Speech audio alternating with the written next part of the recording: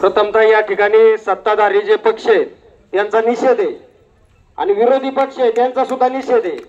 कारण विरोधी पक्ष बी आहे ना तोंडमुठ गिळून आहे आणि आपल्या लेकरा बाळांवर जे हल्ले होतात हे फक्त वाट पाहतंय, कोणतरी भांडवल करतंय, कोणतरी सत्ताधारी सांत्वन करतो आणि कोणतरी आहे ना निधी देऊन गप्प बसवतो, परंतु आपला जीव पैशाइतकाच मोलला आहे। तर या ठिकाणी जे कोणी मदत करतात पैशाची तर त्यांना एकच सांगणे का बिबट्याला आहे ना तुमचा मुलगा द्या, आम्ही तुम्हाला मदत करतो।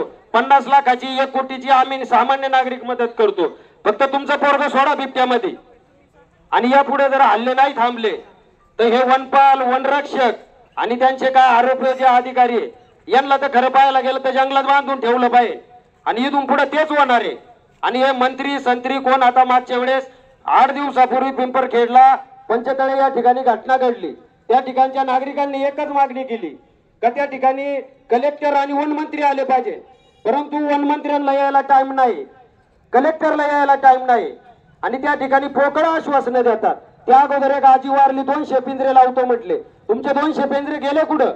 आणि तुम्ही म्हणता नरभिक्षक बिबट्या पकडलाय, परंतु तुम्ही तो टेस्ट केलाय का, त्याचा DNA टेस्ट केलाय का, हा नरभक्षकाचा आहे का? कोणताही बिबट्या पकडायचा, जनतेला खुश करायचं, जनतेला सांगायचं का नरभिक्षक बिबट्या पकडला। आज आमच्या बी माळराना मळाला माळुंगे पडवळ या ठिकाणी किती बिबटे रात्रीचे सोडले जातात या वन अधिकाऱ्यांकडून। आणि पहिली गोष्ट हे सोडायचं काम नाही त्यांचं, तुम्हाला जंगल एवढी नाही तर 5-5 एकर सामान्य जनतेला तुमचं जंगल द्या, आम्ही तिथे आहे ना आम्ही बिबट्याची राहायची सोय करतो। आणि वेळ आली तर बिबट्याला काही खायला नाही भेटलं तर हे राजकारणी जे असतील त्यांना आम्ही तोडून त्या जंगलामध्ये सोडून देऊ का, त्यांना खायचं खाऊ द्या आणि त्यांना त्यांचा आदिवास तिथे राहू द्या, परंतु आम्हाला त्रास नकोय, आमच्या लेकरा बाळांना त्रास नकोय, आमच्या मुलांना शाळेत जाण्यासाठी आज खरंच आहे ना जिकरीचं होतंय। आज पिंपरखेडला घटना घडली, जुन्नरला आहे, आंबेगावला आहे, आज आपण काय परिस्थितीमध्ये जगतोय। आज इलेक्शन मध्ये मोठमोठी पॅकेज देतात, इलेक्शनला मतदान रूपी आहे ना पैसे वाटतात, परंतु या बिबट्याच्या उपाययोजनाबद्दल पिंजरा खरेदी करण्याच्या संदर्भात काल कोणीतरी मेसेज ग्रुपला व्हायरल केला, या ठिकाणी एक मेसेज होता का एक नेता एका नेत्याजवळ गेला तालुक्याच्या प्रतिनिधीजवळ आणि त्यांना मागणी केली का भोंग्याची गाडी फिरवा, परंतु तालुक्याचा नेता म्हटला आमची कामं नाही। अरे मग ही कोणची कामं आहे?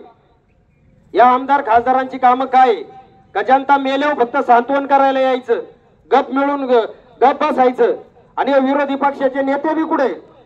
फक्त तुम्ही तुमचं राजकारणापुरता जनतेचा वापर करता, हा कुठेतरी थांबवा।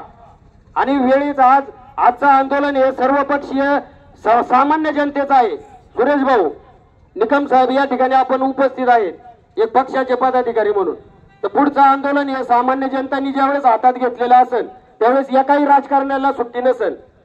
हे माझ्यासारखा एक सामान्य कार्यकर्ता मी या ठिकाणी सांगतो का या पुढचं आंदोलन, या पुढे घटना घडली तर या ठिकाणी विरोधी पक्ष असो किंवा सत्ताधारी पक्ष असो त्या नेत्यांना सुट्टी नाही, एकालाही नेत्याला गावात प्रवेश बंदी नाही।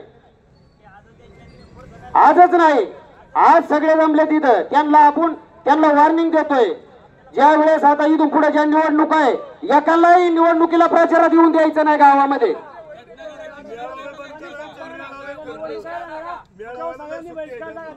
पुढच्या निवडणुकीचा बहिष्कार टाकला पाहिजे, एक बी नेता गावात नाही आला पाहिजे, कोणताही सत्ताधारी असू विरोधी पक्ष असू, एवढंच मी जनतेला कळकळीचं आवाहन करतो। काही एकही नेता आपल्या गावात प्रचाराला आला नाही पाहिजे आणि ज्याला काही इच्छुक भावी इच्छुक असतील ना तर त्यांनी ना आमच्यामध्ये येऊन ना थांबायचे, पक्षाची दुरी सोडून आणि कोणीच गावात यायचं नाही राजकीय नेत्यांनी। सामान्य जनतेचा पहिला प्रश्न सोडवा आणि या ठिकाणी वनमंत्री आले पाहिजे, त्याशिवाय जनता इथं गाड्या टाकू आम्ही संध्याकाळी इथं झोपू सामान्य नागरिक, इथं वनमंत्री या वनमंत्र्यांनी उत्तर द्या नक्की चूक कोणची आहे, केंद्र शासनाची आहे का राज्य शासनाची आहे का सत्ताधाऱ्यांची? आपल्या परिसरातील बातम्या पाहण्यासाठी आजच आमच्या स्टार मराठी डेली न्यूज चॅनलला YouTube वर सबस्क्राईब करा, लाईक करा आणि बेल आयकॉन प्रेस करा।